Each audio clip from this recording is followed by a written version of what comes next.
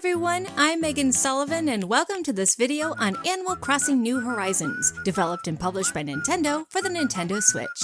For those who don't know the story, in this Animal Crossing game, you'll be jetting off to a deserted island to do some fishing and terraforming. But your island trip isn't free, and once you land, you'll quickly learn you owe money, or in this case miles, to one Mr. Tom Nook. Wait, what? Who even is this guy? Well, Tom Nook has been the mascot of Animal Crossing from the beginning, and usually loans you money at the start of each game for things like housing and items. He'll even hire you for your first job. And yet, because you start almost every Animal Crossing indebted to him in some form or another, he's been described by many fans as greedy and grasping. Even in Japan, his Japanese name, Tanuki, may be a mix of the words Tanuki, which is what Tom Nook is, and Kechi, which means stingy or cheap in Japanese. But is he really stingy and greedy? After all, Tom Nook is probably the only person on Earth willing to loan a total stranger money with no collateral and offer a job to someone with zero credentials. So is Tom Nook an evil capitalist or an adorable raccoon with a heart of gold? Well, in order to answer that question, we need to take a look at his complicated, real-life history.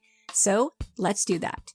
But before we get into the history of Tom Nook, it's important to clarify that despite what some people think, Tom Nook is not actually a raccoon, or as one Animal Crossing villager puts it, a raccoon in an apron. He is in fact based on the Tanuki, a real canine species native to Japan, and the Japanese have long-held traditions about this strange nocturnal creature. And when I say long, I mean really long. Tom Nook's history as an actual Tanuki goes back hundreds of years. You see, Tanuki are said to be very long-lived, as chronicled in a story from 1805, in which a Tanuki writes on a piece of paper that it's 108 years old. And some claim that, like their magical counterpart the fox, Tanuki can live up to 1,000 years.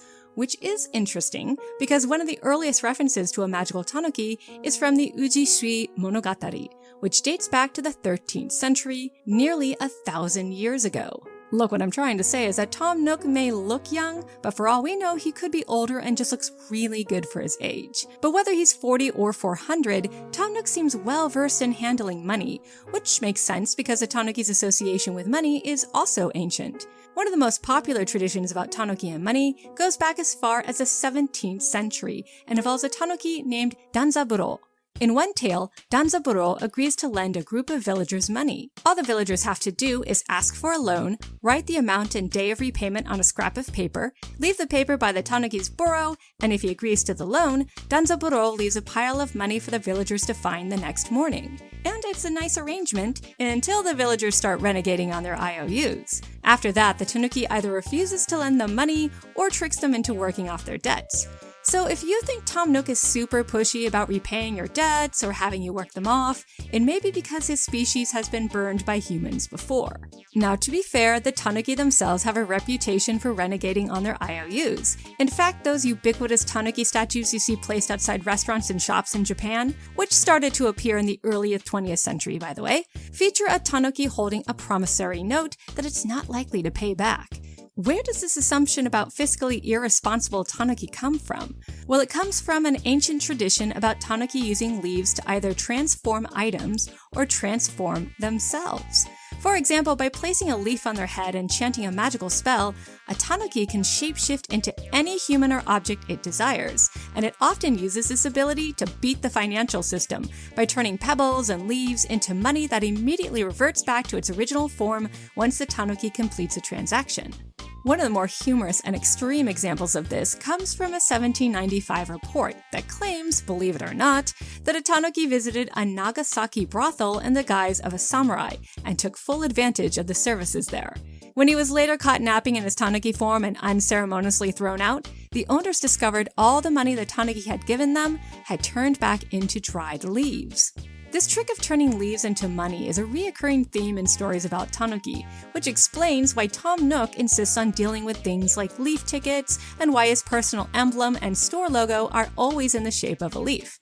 But turning flora into coin is not the only trick Tanuki have. They can also turn themselves into inanimate objects. In a very sweet 19th century story called Bumbuk Chagama, a Tanuki transforms into a little teapot that can be sold for money after a poor peasant frees it from a trap.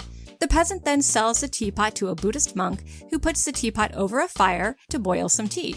But unable to stand the heat, the poor little teapot sprouts legs and runs all the way back to the peasant's house, where they both live happily ever after when the Tanuki makes a fortune performing tricks for the public.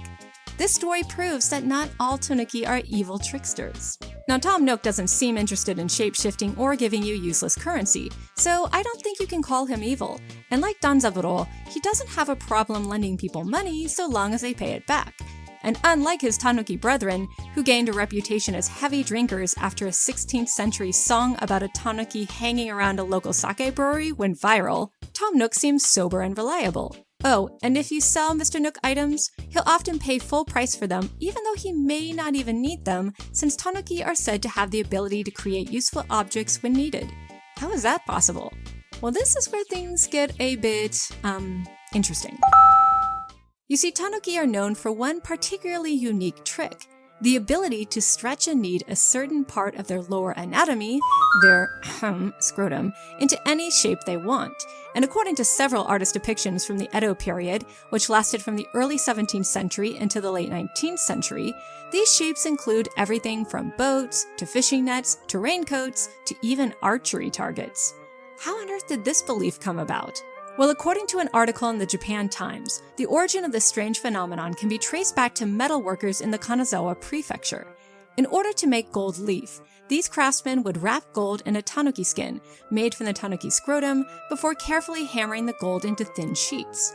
It was said that gold is so malleable and tanuki skin so strong that even a small piece of gold could be thinned to the size of 8 tatami mats. And this caught people's imagination and has been a part of tanuki lore ever since. In short, it's pretty generous of Tom Nook to buy items from you, since he can make them on his own. Now, at this point, some people might protest that I'm skipping over the more ominous tales about Tanuki. However, I argue that although Tanuki are not above evil, their ominous reputation may in fact be a little unfair. You see, the Tanuki are often associated with the much more sinister fox, which has garnered a malevolent reputation in Asia since the 4th century BCE. In ancient China, foxes were believed to be ominous tricksters who created illusions and mimicked or possessed humans for sinister purposes.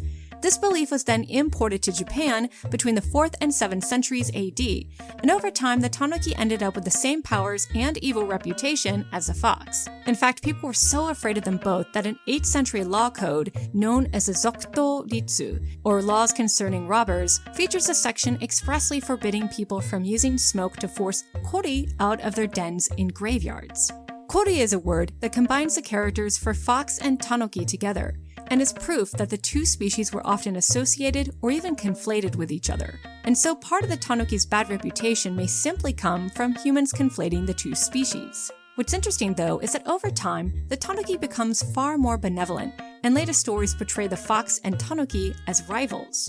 Which might explain why Tom Nook, who runs a tight but honest operation, is rivals with the shifty fox character Red, who overcharges the player for counterfeit items and works via the black market. Although, to be fair to Red, the fox in Japan does have a good side as well, and is known to help people. At any rate, we've now covered a good portion of the Tanuki's history, which brings us back to our original question: is Tom Nook a good guy or a bad guy? In a word, good. Unlike his sake-loving, illusion-making counterparts, Tom Nook is simply a hard-headed businessman who wants you to succeed so long as you give him his due. And he does want you to succeed, which is why he welcomes you, a drifter, into his town and gives you a home, a loan with 0 interest, and even a job. And if you're really nice to him, he'll even sing you a song in his native Tanuki language. The words aren't translated into English, but for all we know, it could be the famous song about Tanuki drinking habits, or another song about how their larger lower anatomy swings back and forth even when there's no wind. The truth is, we may never know. At any rate, guys, thank you so much for watching this video. Oh, and make sure to subscribe to Game Explain for more on Animal Crossing and all things game-related, and subscribe to me, Meg Sullivan, on YouTube. And make sure to follow me on Twitter at MEGHAN_IGN, as well as Game Explain at GAMEXPLAIN. Thanks for watching. Bye!